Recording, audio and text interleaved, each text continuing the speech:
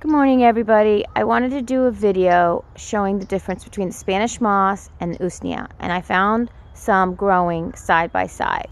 So here is the Spanish moss, which is gray in color, a light gray, and it's a smoother texture than the Usnea.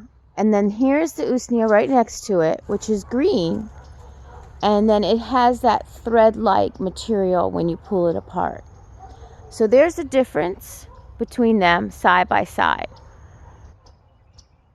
And the Spanish moss is more of a, like, you can dry it out and use it in your plants and stuff. You'll see them in florals. But the Usnea has several different medicinal purposes that you can look up.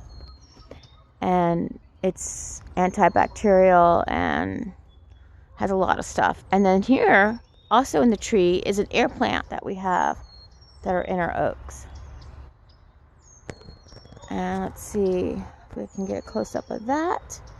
And they just grow without any kind of dirt. They can be in the trees, and they grow very, very large. This is a baby. And whenever I see one on the ground, I just pick it up and put it in between branches, and eventually it'll just stick to it. You know, it'll attach itself to the branches and grow. But I wish I could. One day I'll find a really big one and film it. But there's the Usnea and the Spanish moss side by side, and then there's the beautiful sunrise in the background. You can see it coming through the trees. And then I want to show you something that looks similar to the Usnea, but it is very different in use. Okay, as you can see here, this looks like it could be Usnea, but it's on the ground in the pine needles.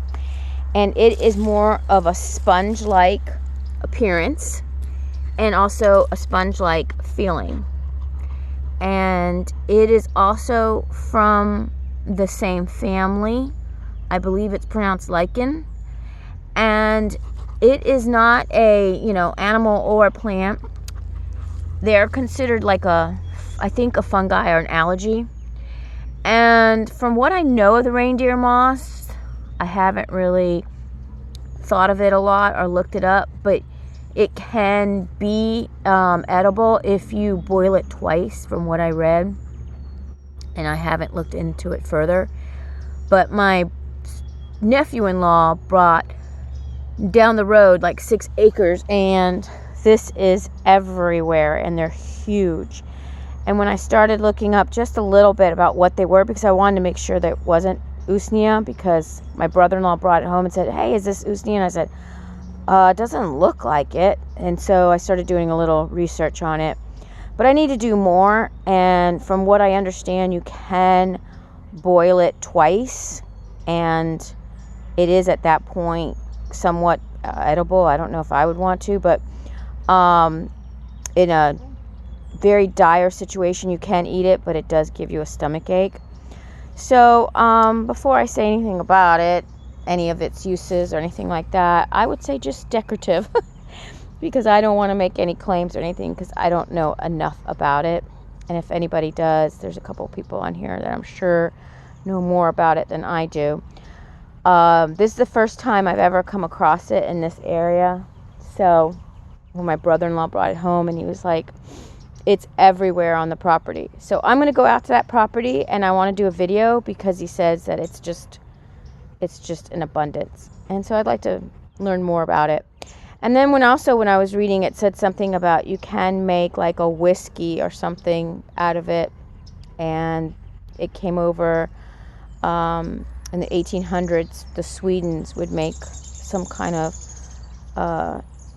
adult beverage with it. So it'd be interesting to find out more about it because it is everywhere. And I would like to know more about it if it's right in my own area, just in case. So I wanted to do the difference on the different mosses and show everybody what they look like. And there's Stormy. She's checking it out. So this one was reindeer moss. And we're just taking a little morning walk because it's so pretty out. We're going to be in the high 80s this week. So it's starting to get very warm here. Well, everyone have a good day, and thank you for watching, and I hope that you found this interesting. Happy foraging.